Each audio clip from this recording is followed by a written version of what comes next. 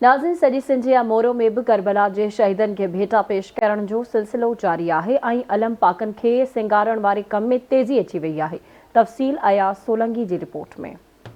सजे सिंध जिया मोरो में भी करबला के शहीदन के भेटा पेश करण वारो सिलसिलो जारी है। अलम पाक सिंगारण वाले कम में तेजी अची वही है। मोरो में मुहर्रमुल हराम के सिलसिले में हर साल जिया इन साल भी शहर के शाही बाजार समेत मुख्तलिफ हंधन ते अलम पाक के निशान बैरकूं और बैरकुन ते नाला लिखण जो कम और उन्हनि जे सिंगार जा स्टॉल लगाया विया आहिनि। जिते अज़ादारनि जी वॾे अंग में रश लगल है। उन मौके ते दुकानदारनि चयो त हर साल ही कम कंदा आहियूं। कम जो को भी हदियो मुक़रर ना है।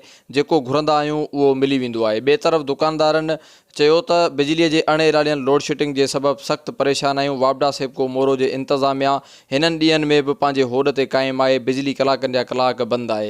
इमामनि जो कम आहे 12 महीने असांखे सवाब भी मिले थी, ॿ रुपया रोज़ी भी मिलन था। गंज थी थो वञे मौला जो, इन्हनि जे भाॻनि में गंज थो मिले। असांखे भी नाला पंहिंजी जाइ सुठा करे VIP करे सेटिंग सां लिखंदा आहियूं। सदके खे वणंदा आहिनि। वरी 12 महीने वरी ईंदा आहिनि असां वटि। बिजली जो वॾो आज़ार आहे त शुक्र आहे बैटरी वैटरी निकितियूं आहिनि तॾहिं इहो, न त मौलाई भी परेशान, असां भी परेशान थियूं आहे। बिजली जो ॾिसो था त सुबुह खां बिजली कान्हे। असां सुण आज़ादारीअ में पंहिंजे मसरूफ़ आहियूं ऐं हर साल खां वधीक कमु वधे पियो ऐं अलहमदुलिल्लाह आज़ादार तमामु घणा असां वटि अचनि था। असां उन्हनि जे कम में रधा पिया आहियूं ऐं कमकार लॻो पियो आहे। अॼु जो मुख़्तलिफ़ आहे, को 100 आहे, को 50 आहे, को बटन हज़ारनि जूं शयूं आहिनि। 1500 जूं पियूं आहिनि, 1000 जूं पियूं आहिनि, 500 जूं पियूं आहिनि। मक़सदु जेको घुरऊं था आज़ादार असांखे ॾेई था वञनि। माशाल्लाह घणई साल थिया आहिनि असांखे कमु कंदे मोरे में। माना पहिरियां माना बैरको वग़ैरह असां आंदियूं लाहौर मां हेॾां होॾां। आस्ते आस्ते माशाल्लाह हाणे कमु ॾींहं ब ॾींहुं वधे पियो थो। कमु माशाल्लाह असां वटि माल बि जेको आंदोसीं स्टॉक एंड थी वियो आहे ऐं होलसेल बि कंदा आहियूं। जेको अलाह साईं जा एहसान आहिनि मुनासिब रेट वठंदा आहियूं। इन करे मोमिननि जी असां वटि वठ पकड़ हूंदी आहे कम जे हिसाब सां माल वठण लाइ।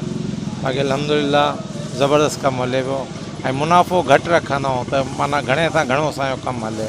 अलम पाकनि जो जेको कमु हले थो अलाह करे हमेशह ईअं वधीक कमु हले ऐं तक़रीबन ॿियनि खां अॻे मोहरम खां हिन चकर अञा वधीक कमु आहे। पर लाइट जी थोड़ी तकलीफ़ आहे, पर तक़रीबन कमु तमामु माशाल्लाह भलो थो हले। हर साल खां वधीक हले थो। 150 रुपया नाले जा आहिनि, वॾे नाले जा 200 भी आहिनि, 300 भी आहिनि। उहो पंहिंजे हर कंहिंजी गुंजाइश जे हिसाब सां जेकी मिठाई जो नालो ॿुधाईंदो उहो उन हिसाब सां ठाहींदा आहियूं।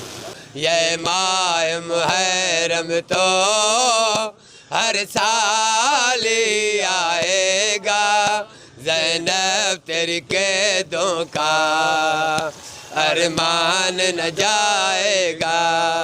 अलम पाक के सिंगार और नाले लिखण वारो कम वडे अकीदत और एहतराम से कयो पियो वञे। कैमरामैन जुमन सोलंकी और गुलाम दस्तगीर सां गॾु मोराई अयाज़ सोलंकी, आवाज़ TV न्यूज़ मोरो।